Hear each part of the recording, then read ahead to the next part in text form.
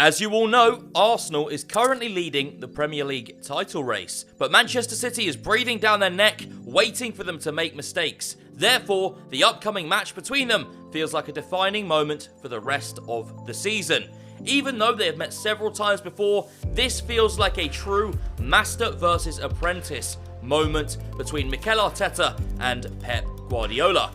One side, Manchester City, have been in this situation versus Liverpool numerous times over the past few years. On the other side, Arsenal have unwittingly been labelled by some as a sleeping giant waiting for someone to wake them up. It seems like Mikel Arteta has done just that, and the giant is ready to fulfill its potential.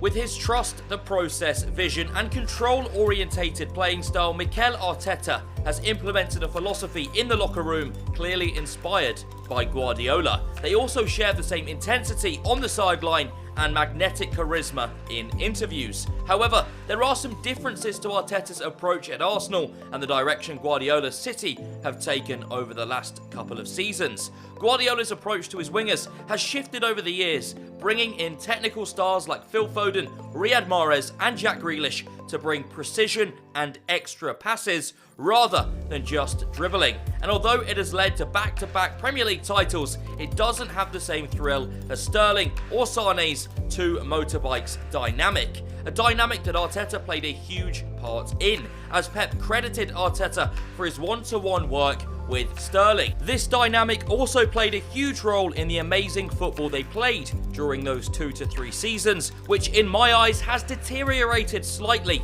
since this period. On the other hand, Arteta has managed to assemble a similar dynamic in Arsenal's attack, with Bukayo Saka and Gabriel Martinelli on the flanks. They might not bring the same level of passing accuracy as players like Phil Foden and Jack Grealish, but they bring considerably more explosiveness and pace in one-on-one situations. Additionally, they are both still very young and will hopefully only get better in the years to come. And if the Gunners were to repeat their performance from the first half of the season, they could end up breaking Man City's all-time points record from the 2017-2018 season. That seems unlikely though, but more unlikely things have happened in the past.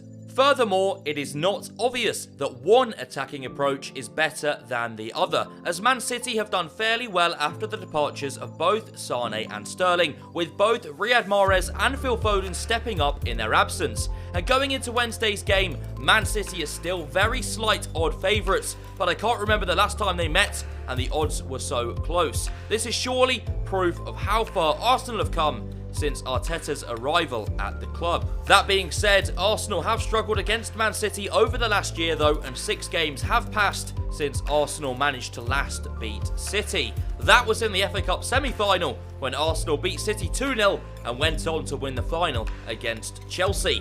Moreover, 13 league games have passed since Arsenal last beat Man City in the Premier League, all the way back in December 2015. These stats are painful to look at, but hopefully we'll manage to break City's streak against us on Wednesday. A victory would also be a huge step towards our 14th league title and a massive confidence boost ahead of our long-awaited return to the Champions League next season. What do you guys think? Do you consider us favourites to beat Man City at home on Wednesday, or do you think Man City will have an edge over us? Let us know in the comment section, and don't forget to like the video and subscribe to our channel.